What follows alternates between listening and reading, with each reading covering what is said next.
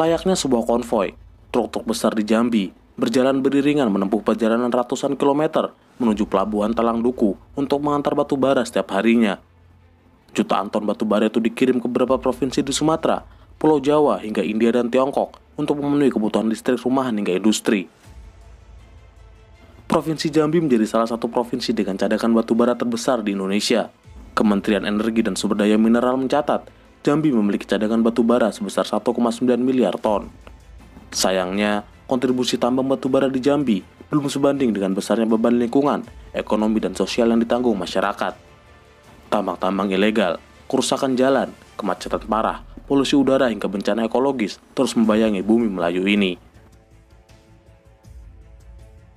Menurut catatan Walhi Jambi, saat ini ada 168 izin usaha pertambangan di Jambi dengan total luas sekitar 320.000 hektar, di mana 34 diantaranya telah melakukan kegiatan operasi produksi. Dari sana, mengambil data tahun 2022, Jambi memproduksi batu bara sebesar 17,3 juta ton senilai 70 triliun rupiah. Adapun penerimaan negara bukan pajak dari tambang batu bara di Jambi pada 2022 tercatat mencapai 657 miliar. Sementara realisasi dana bagi hasil batu bara tahun 2022 yang diterima oleh pemerintah Provinsi Jambi sebesar 100 miliar rupiah. Masalahnya, pemasukan dari sektor batu bara tak sebanding dengan dampak kerusakan yang terjadi di daerah ini. Dampak paling nyata adalah kerusakan jalan, kemacetan parah, tingginya resiko kecelakaan, hingga hilangnya pendapatan negara akibat ribuan truk batu bara yang tak terdaftar yang beroperasi yang ditaksir mencapai triliunan rupiah. Hampir 11 tahun sejak Gubernur Jambi, Hasan Basri Agus menekan Perda nomor 13 tentang pengangkutan batu bara pada 2012, jalan khusus batu bara tak kunjung selesai dibangun. Sampai sekarang, ribuan truk angkutan batu bara masih menjejali jalanan umum hingga mengakibatkan kerusakan parah. Data Kementerian PUPR menyebut, kerusakan jalan kabupaten di Jambi sepanjang 4.600 km, jalan provinsi sepanjang 1.030 km, dan jalan nasional sepanjang 130 km.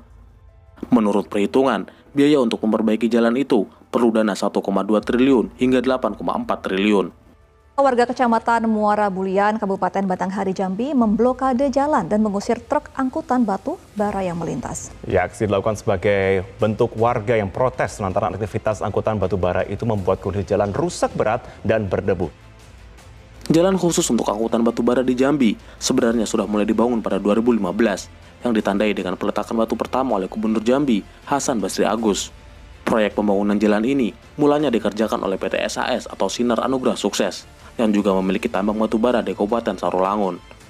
Saat ini, ada 3 perusahaan swasta yang sedang mengerjakan jalan khusus untuk angkutan batu bara di Jambi, yakni PT Putra Bulian Propertindo, PT Indi Tirta, dan PT Sinar Anugrah Sukses. Pemprov Jambi sendiri menyatakan progres pembangunan jalan ini sudah mencapai 80% dan diupayakan berfungsi pada Februari 2024 mendatang. Pemerintah Provinsi Jambi sebenarnya telah mendapat alokasi dana CSR dari perusahaan batu bara melalui Kementerian SDM senilai 3,9 miliar untuk memperbaiki jalan yang rusak. Masalahnya, dari 41 perusahaan yang sepakat untuk memperbaiki jalan, setidaknya ada 7 perusahaan tambang batu bara yang tidak memberikan dana CSR untuk perbaikan jalan.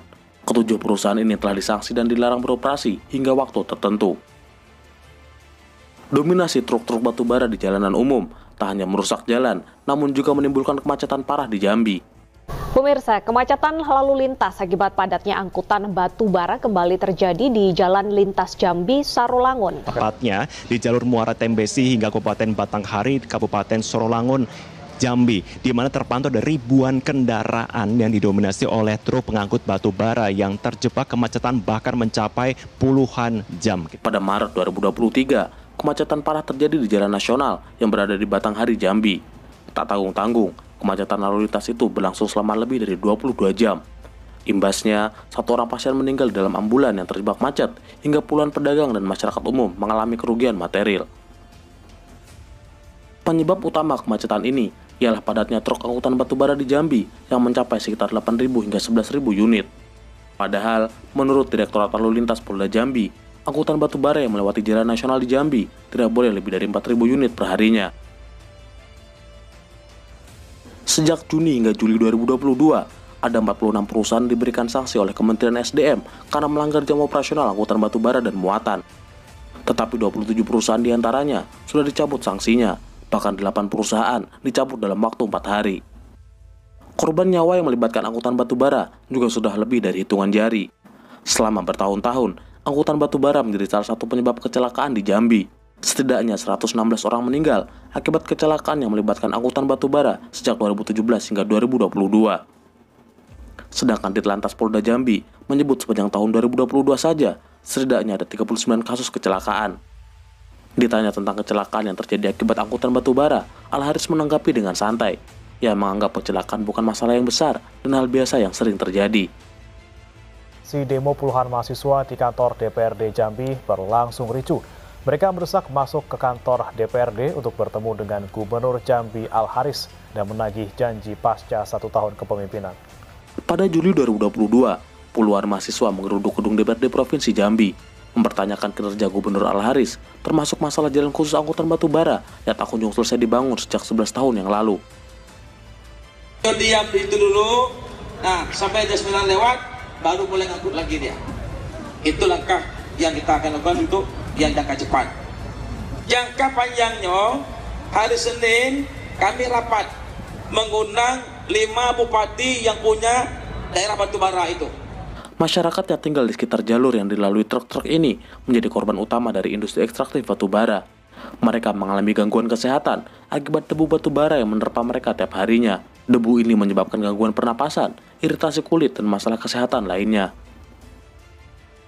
Kemacetan parah dan rusaknya jalan di Jambi membuat sejumlah warga yang tergabung dalam Aliansi Masyarakat Jambi menggugat pemerintah hingga perusahaan terkait permasalahan angkutan batubara. Tidak menutup kemungkinannya pemberian izin tambang batubara ini tidak menutup kemungkinan ada kolusi, korupsi, nepotisme. Jadi sesuai dengan amanat undang-undang dan tugas KPK, bahwa KPK kalau tidak melakukan pemeriksaan terhadap para tergugat, baik itu gubernur maupun apa, maka KPK dapat dikategorikan melakukan perbuatan melawan hukum. Selain menggugat pihak yang dianggap bertanggung jawab, para warga juga melakukan demonstrasi menolak jalan nasional digunakan dan dilalui truk angkutan batubara. Sampai jalan khusus batubara belum benar-benar terbangun sempurna, rusaknya jalan di Jambi menjadi hal yang tak bisa dihindari. Sampai pihak korporasi tidak membatasi jumlah angkutan perharinya, kemacetan parah di Jambi menjadi hal yang tak bisa dikurangi. Sampai pemerintah daerah tidak bisa tegas menindak perusahaan yang melakukan praktek kotor, kerusakan dan bencana di Jambi menjadi hal yang akan terus mengintai. Sampai jumpa, salam Universe.